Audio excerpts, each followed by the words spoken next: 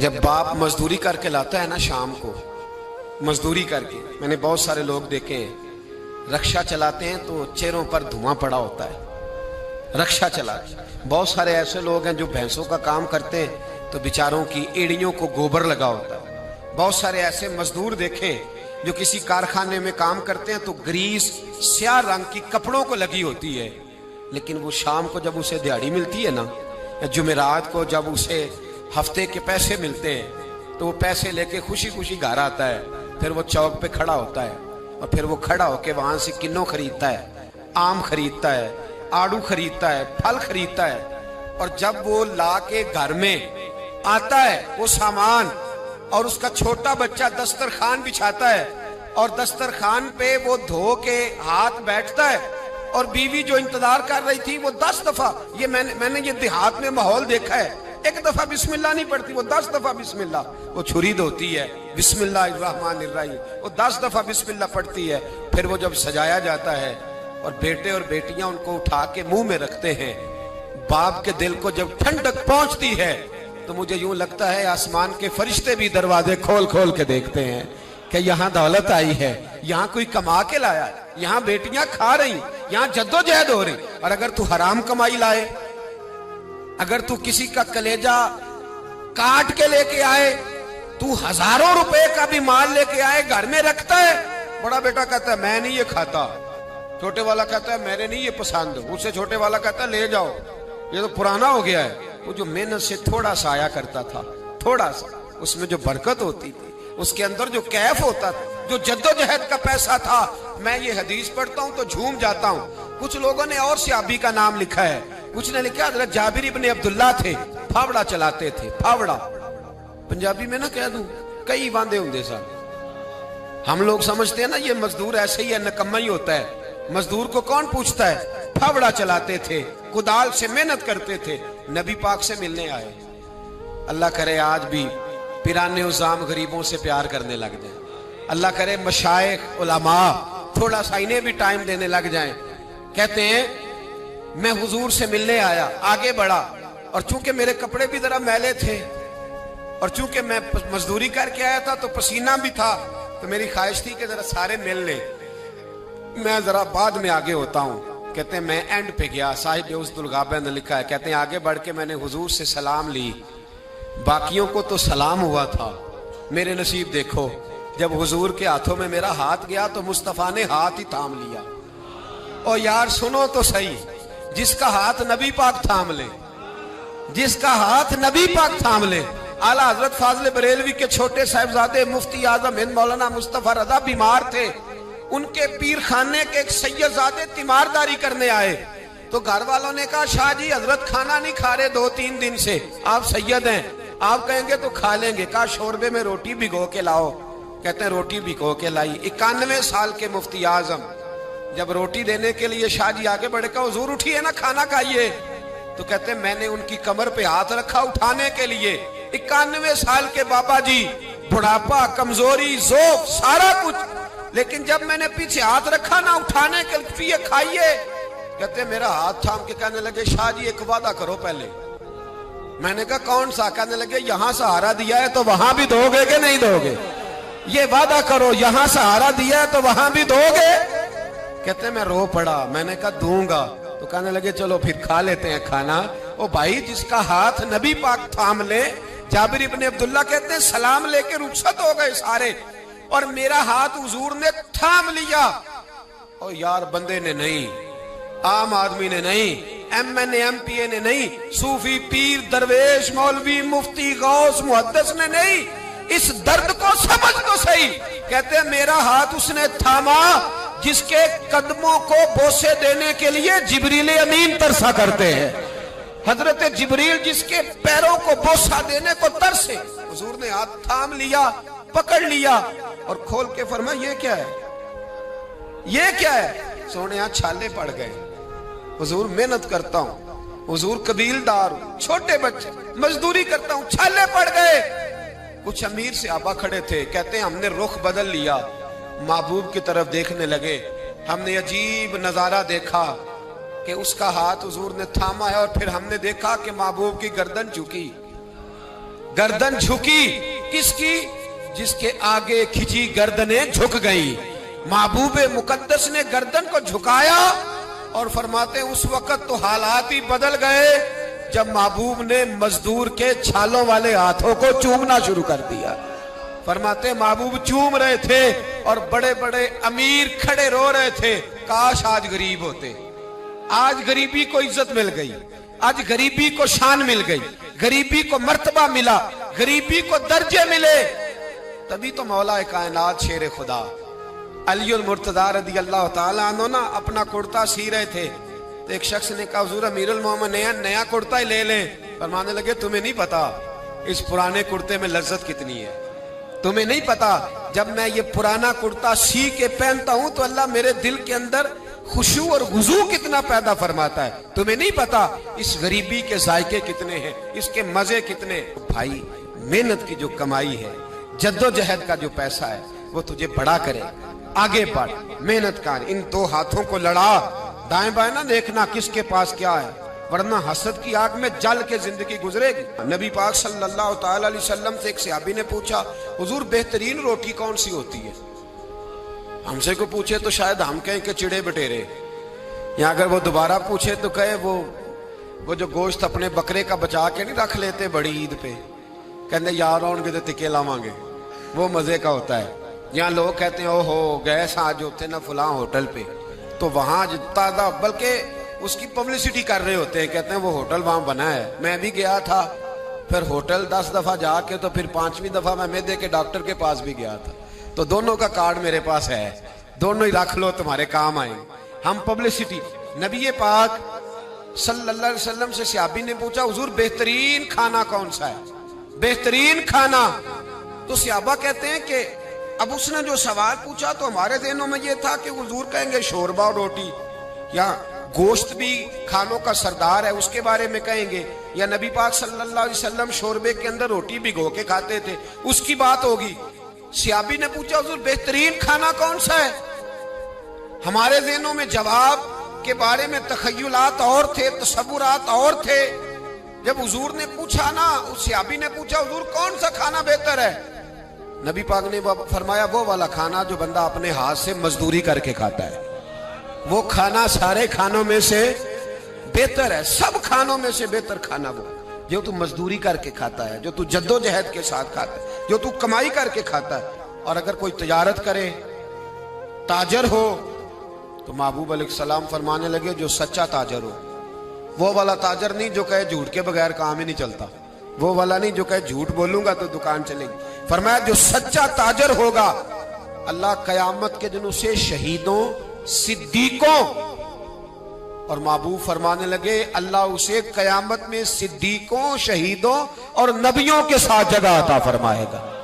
सच्चे ताजर को, सच्चे ताजर तिजारत करें सच्चाई के साथ। ध्यान, हजरत मारूफ करखी बगदाद की जामे मस्जिद में तशरीफ रखते थे तो बारिश नहीं होती थी, कुछ लोग दुआ कराने आ गए, कहा बाबा जी बारिश नहीं होती दुआ कर दें। तो आप फरमाने लगे मेरे सामने एक करियाने वाला है, करियाने वाला लफ्ज समझाने के लिए बोल रहा हूँ, उस जमाने में जो भी उसका नाम था, का ये जो करियाने वाला ना चीनी, पत्ती, घी, दाल, चावल बेचता है, इससे दुआ कराओ बारिश हो जाएगी। उन्होंने कहा हज़रत साहब इससे दुआ कराएं, रफीक शफीक से, ये तो हमारा लंगोटिया है, हमारे साथ रहती, इससे दुआ करें। तो मैं दुआ कराओ बारिश हो जाएगी। अब पीर साहब का हुक्म था, अल्लाह के नेक बंदे का, गए उससे करियाने वाले से कहा दुआ कराओ। कहने लगा यार मैं तो पढ़ा लिखा भी नहीं, मुझे तो दुआ के लफ्ज भी सही नहीं आते, दुआ हजरत मारूफ करखी से कराओ। कहने लगे उन्होंने ही भेजा है, उन्होंने भेजा है। तो उस करियाने वाले ने हाथ उठाया, कहा अल्लाह, ऐ अल्लाह तेरे बंदे ने तेरे बंदों को मेरे पास भेज दिया है, तो बारिश के लिए आए, मेहरबानी कर दुआ बारिश बरसा दे, दुआ मकबूल फरमा। लोग कहते हैं उसने चेहरे पे हाथ भी नहीं फेरे, बारिश शुरू हो गई। लोग जो थे सारे तो चले गए, 2-4 सियाने लोग जो थे समझदार साहिब नजर, हजरत मारूफ करखी की खिदमत में कहा बाबा जी ये हमने नहीं देखा, पर फर्द नमाज ही पढ़ते हैं, हमारी तरह को लंबा चौड़ा काम तो कोई नहीं करता, कहीं रात को तन्हाई में तो नहीं तहज्जुद पढ़ने आता, क्या ऐसा काम करता है कि दुआ मांगी है तो मकबूल हो गई? आप फरमाने लगे कुछ भी नहीं करता, फर्ज नमाज ही पढ़ता है, जरूरियात पे ही अमल करता। का हुजूर इतना मकबूले बारगाह कि हाथ उठाए तो अल्लाह खाली ना लौटाए।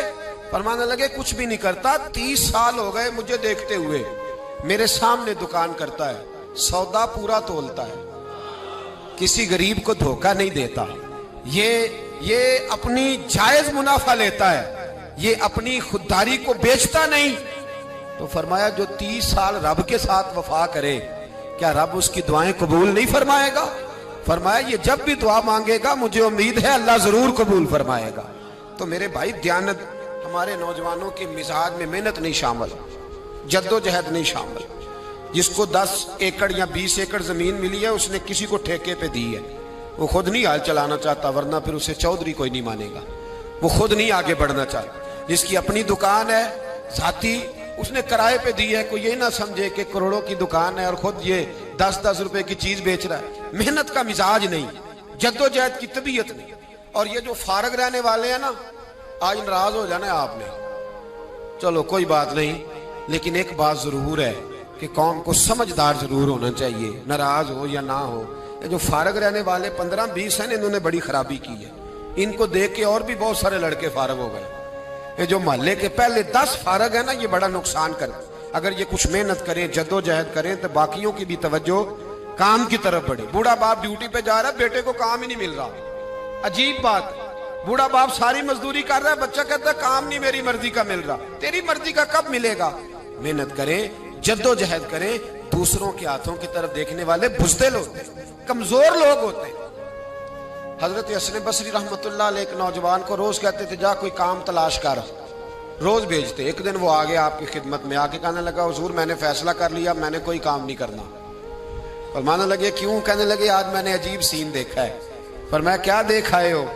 कहने लगा जी मैं जंगल में गया हूं तो मैंने देखा है एक शेर ने शिकार किया है, आधा उसने खा लिया है और आधा मुंह में पकड़ के सफर शुरू कर दिया है। एक पहाड़ी पे चढ़ गया शेर, मैं भी एक दरख्त पे चढ़ा देख रहा था। हजरत जी जब वो शेर पहाड़ी पे चढ़ा है तो वहां एक लूमड़ी बैठी थी जिसकी एक टांग भी कटी हुई थी और दोनों आंखों से नाबीना भी थी। उस शेर ने वो बचा हुआ शिकार उसके मुंह में डाला है। तो जो रब लूमड़ी के लिए खुराक का बंदोबस्त कर सकता है मेरे लिए भी करेगा, लिहाजा मैंने अब काम नहीं करना। हजरत हसन बसरी मुस्कुराए, फरमाने लगे क्या बात है तेरी, तूने किरदार दो देखे, एक शेर देखा एक लूमड़ी देखी। फरमाने लगे बेवकूफ, तूने लूमड़ी बनने का प्रोग्राम बनाया, शेर बनने का क्यों नहीं बनाया? तो लूमड़ी बनने का प्रोग्राम बनाया कि कोई कमा के लाएगा तो मैं खाऊंगा, शेर बन, शिकार कर, खा भी और खिला भी, गरीबों के पास भी लेके जा, खा भी और क्या बन। जिन्होंने मैं आना पिया फिर नहीं बोल दे, बूढ़े ही बोलते हैं बेचारे। क्या बनना है? शेर बन, शेर, खा भी और खिला भी, मेहनत कर, जद्दोजहद कर। अल्लामा इकबाल लंदन में थे तो बेटे ने खत लिखा, काबा जी जरूरत पड़ गई है, मजबूरी आ गई है, कुछ पैसे किसी से उधार ले लूं, जब आप वापस आएंगे तो लौटा दूंगा। तो इकबाल ने अपने बेटे को खत लिखा और उस खत के अंदर एक नज़म लिखी और क्या अंदाज इख्तियार किया, जावेद के नाम उस नज़म का नाम रखा। इकबाल कहने लगे दियारे इश्क में अपना मकाम पैदा कर, अब्बे के सहारे जीना अब छोड़ दे, अब वालिद को बैसाखी बना के आगे बढ़ना छोड़ दे। दियारे इश्क में अपना मकाम पैदा कर, नया जमाना नए सुबह शाम पैदा कर।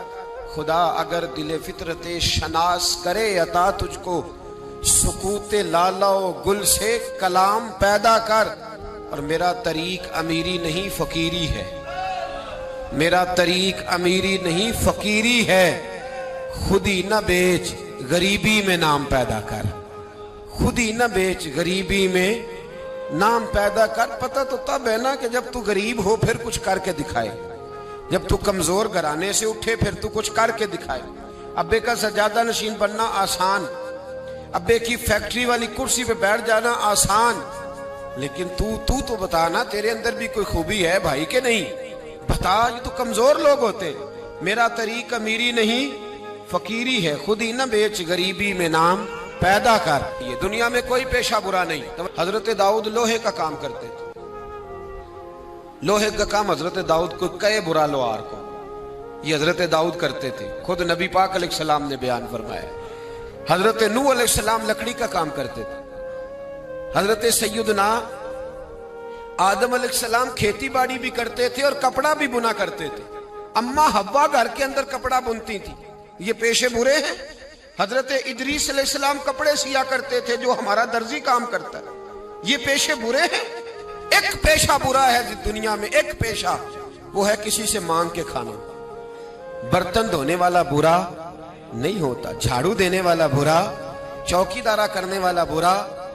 किसी ने पता नहीं, गालिबन नयतुल्लाह मरहूम की बात है, एक गुजरे हैं कालम निगार या कुदरतुल्लाह साहब की, कहते हैं कि मैं, किसी ने उनसे कहा कि तुम किसी से कुछ लेते नहीं, खुददारी कैसे सीखी? तो कहने लगे एक महंगे होटल में रोटी खाने गया, तो उस महंगे होटल का जो चौकीदार बाबा था ना, वो सर्दियों में इस तरह के कपड़े पहन के आया कि ठिठर रहा था, कांप रहा था। तो मैंने आगे बढ़ के कहा कि बाबा तेरे पास मोटे कपड़े कोई नहीं? कहता बेटा होते तो मैंने पहने ना होते। तो कहते मैंने कहा कि इस वक्त रात सारी तूने ड्यूटी करनी है तो इन्हीं कपड़ों में रहोगे? तो कहते हैं कि वो कहने लगा हाँ बेटे क्या बताऊं, 4 बच्चे, बूढ़ा हूं, उनकी नौकरी करनी होती है और उन 4 बच्चों में सिर्फ बेटियां हैं, बेटा है कोई नहीं मेरे पास। तो मैं तो आज चाय पीनी थी तो मेरी बीवी मुझे कह रही थी कि थोड़ी सी पत्ती और 1 कप दूध घर में पड़ा है, बच्चे सोते हैं तो आपको बना के देती हूँ। तो कहते मैं तो चाय इस तरह पीता हूँ जिस तरह दवाई पी जाती है। तो मैं ना वो थोड़ी सी, सब रोगां दा रोग मोहम्मद जिसका नाम गरीबी, तो मैंने वो चाय मेरी बीवी बना के लाइया। तो मैंने कहा भली माना तुझे भी ठंड लग रही होगी थोड़ी, तू भी पी ले। तो उसने कहा नहीं आपने सारी रात चौकीदारा करना है, आप पिए। कहते मैं पी के आ गया हूँ। कहते ऐन इशा का वक्त था, सर्दी का मौसम था, घास थी बाहर, होटल के बाबा खड़ा था। कहते मैंने ना बाबे की बात सुनी तो मैंने समझा कि इस वक्त का सबसे बड़ा सखी मैं ही हूं और मैं लगा हूं कारून के खजाने को जूता मारने, लगा हूं मैं बहुत बड़ी सखावत करने। कहते मैंने जेब में हाथ डाला और 5 आने निकाल के बाबे को दिए। मैंने कहा बाबा ले जाओ, इकट्ठी चीनी ले जाओ।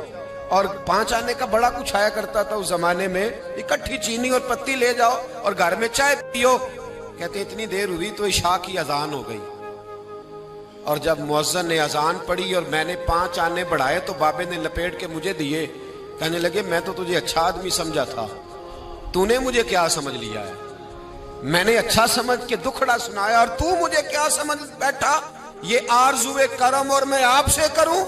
ये भीख उसको दीजिए जिसका खुदा ना हो, ये भीख उसको दीजिए जिसका खुदा ना हो। कहा जा रख अपने पैसे। और कहते हैं फिर मैंने उस बाबे को देखा, उसने जूते उतारे और ठंडी घास पे उसने अल्लाह अकबर कह के नमाज की नियत बांधी। और कहते हैं जब वो सजदे में गया तो मैं महवे हैरत था और जब बाबा अत्ताहियात पे बैठा तो मैं रो रहा था। मेरा दोस्त कहने लगा क्या हुआ? मैंने कहा आज मुझे समझ में आया है, इय्याका नअबुदु व इय्याका नस्तईन। आज बात समझ में आई है, आज समझ में आया। इय्याका नअबुदु व इय्याका, ये आज मसला समझ में आया है। कहते हैं उस बुजुर्ग ने सलाम फेरा और कहने लगा तू अभी गया नहीं? मैंने कहा बाबा मैं तेरे जलवे देख रहा हूँ, मेरा तोहफा कबूल क्यों नहीं किया? तो कहते हैं बाबा रो पड़ा। कहने लगा बेटा अगर 5-5 आने मांग के खाने होते तो मैं रात को सर्दियों में मजदूरियां न करता, अपने पैसे घर ले जा। मेरा रब मुझे मेहनत के साथ इतना देता है कि मैं बेटियां भी पाल लेता हूं और रोटी खा के सोता हूं। तो जब मुझे अल्लाह ने मोहताज नहीं किया तो मैं मोहताजी क्यों दिखाता फिर? कहते मैं सारी जिंदगी उसको दुआएं देता रहा, खुदारा खुददार बनो, खुददार बनो, खुददार बनो। जब कोई मेहनत करता है ना, मेहनत, तो अल्लाह उसकी जाया नहीं करता। हमारा हाल ये है कि हमें हर चीज काफिर बना के देता है, हर चीज। किधर गए हमारे नौजवान, किधर गई उनकी शौरी ताकतें?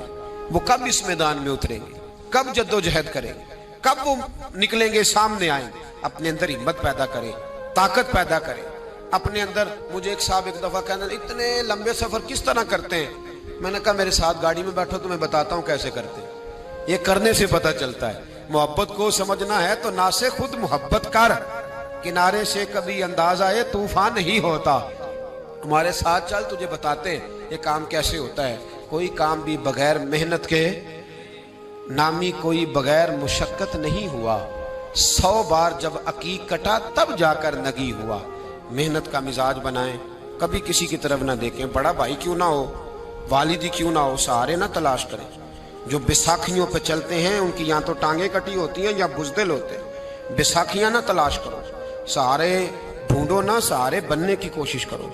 कभी जिंदगी में अपना हाथ ना फैलाओ, जिसका एक दफा फैल जाता है दोबारा वापस नहीं आता। मैंने कहा एक पेशा बुरा है, वो है मांगना। इकबाल कहने लगे दियारे इश्क में अपना मकाम पैदा कर, नया जमाना नए सुबह शाम पैदा कर।